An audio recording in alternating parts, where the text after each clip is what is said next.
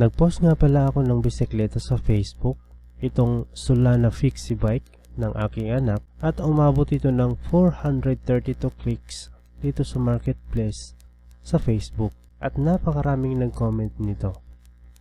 At isa dito ay yung buyer natin na siya yung nangulit sa akin na ibenta sa kanya yung bisikleta na to dahil gusto niya daw gamitin sa kanilang pag-aaral. So meron din namang nag-chat sa akin na medyo tinaasan niya yung price, pero dahil nag-deal na kami nung naunang binata, kaya doon ko na lang binenta doon sa nauna. At ito na nga, kung makikita nyo, napakagaan ng bike na to at almost hindi rin nagamit nitong anak ko kasi masyado siyang salawahan. Ilang beses nilang nagamit at yun, itinabi na lang dito sa gilid at sayang lang.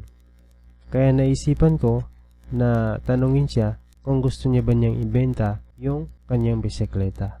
Alright guys, so yung anak ko ibebenta niya yung bisikleta niya. So pinost ko siya sa online kasi hindi na rin niya ginagamit eh. Nakatambak lang dito, so sayang naman. Kaya yun, nung pinost ko sa online merong nag-comment. So ngayon, mag-meet up kami sa Sultan Mastura, munisipyo. So yan, sasakay namin sa sasakyan. Kasi sayang lang naman, hindi niya rin ginagamit.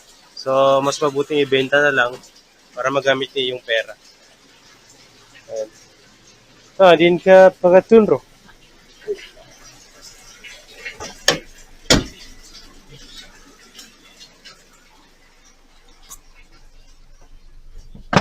Sunod lang. Kailan yung punto daw?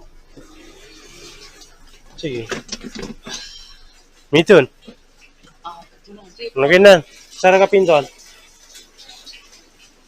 Saan, mapagdaroy?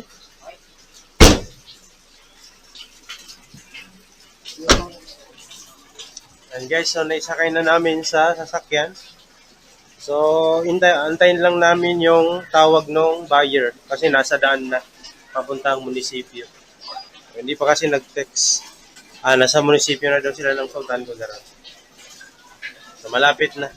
Ayun guys, papunta na kami ngayon ng munisipyo ng Sultan Mastura. Sa daan na kami. Ayun yung bisikleta nasa likod. Sama ko yung anak ko. Magpapayong-payong sana kami, kaso maulan at tiyak mababasa kami. Kaya isinakay na lang namin sa sasakyan kahit medyo di na magkasya. So, kita-kits tayo mamaya pag andun na tayo sa buyer.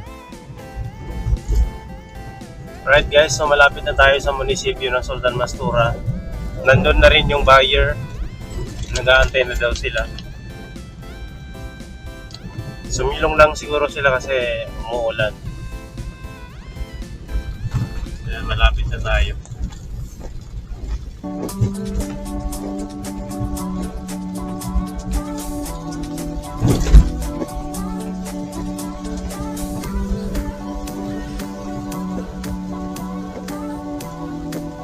Hindi ko alam kung saan sila. Baka itong bayong-bayong. Pero baka sila ngayon. Ayan, nandito nga sila. Ayan guys, so nalobat pala yung ano natin, yung camera natin. Alright guys, so akala ko naka-record yung ano natin, yung camera natin, pero nalobat pala. So nakita na kami nung buyer, nakuha na niya yung ano, yung bisikleta. Ay nakala ko naka-record ito habang kinukuha niya yung bisikleta, pero hindi pala kasi namatay na lobat. Pero anyway, at least nakuha na nung buyer. Binata pa pala. So sinabi ko sa kanya na may problema lang yung bisikleta, flat yung gulong. And actually merong nakiusap din sa akin kagabi na kukunin niya ng 3.8. Pero kasi yun, nauna na siyang nag-text sa akin kahapon na kukunin na talaga niya yung bisikleta. So kahit na malaki-laki yung offer nung pangalawang bibili, eh hindi ko na naibigay sa kanya dahil kawawa naman yung nauna. So yun, baka makarma pa tayo. So binigay ko na lang doon sa nauna para wala nang problema, hindi tayo nangangamba sa karma. So yun, sana mag-enjoy siya doon sa bisikleta, and yung pera na ibinigay niya is iniipon pala niya yun, kaya pala tagbe-20 na ano, coins. Ayan, pakita mo nga. Yan. So almost coins lahat yung karamihan. Tagbe-20 na coins. Pero yun, at least sa mga binata, sa mga teenager na nag-iipon, saludo sa inyo. So dapat talaga na mag-ipon, kasi kung meron kang gustong bibilhin na mga gusto mong bilhin, mabibili mo kung may ipon ka.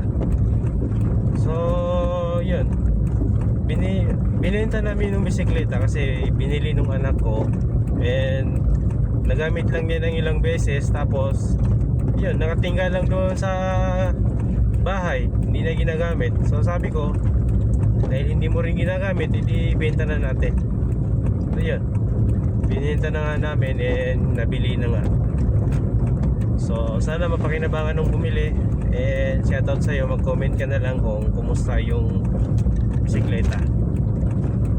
So mahal yan, pero bininta lang namin ng mura para sa kanya, kasi yun nga, sinabi niya rin na pinag-ipunan niya yung binili niya doon. So saludo sa'yo, kuya.